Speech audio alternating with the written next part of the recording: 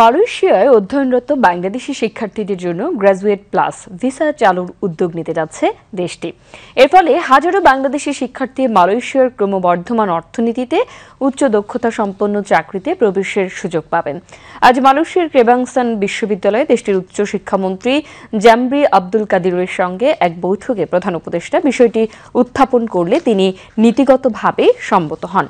এর আগে সকালে প্রধান উপদেষ্টা প্রফেসর মোহাম্মদ ইউনূসের সঙ্গে তার হোটেলে সৌজন্য সাক্ষাৎ করেন মালয়েশিয়ার শিক্ষামন্ত্রী ওয়াইবি ফাদলিনা সিদ্দিক। সাক্ষাৎকালে তারা শিক্ষাগত সহযোগিতা বাড়ানোর বিষয়ে আলোচনা করেন।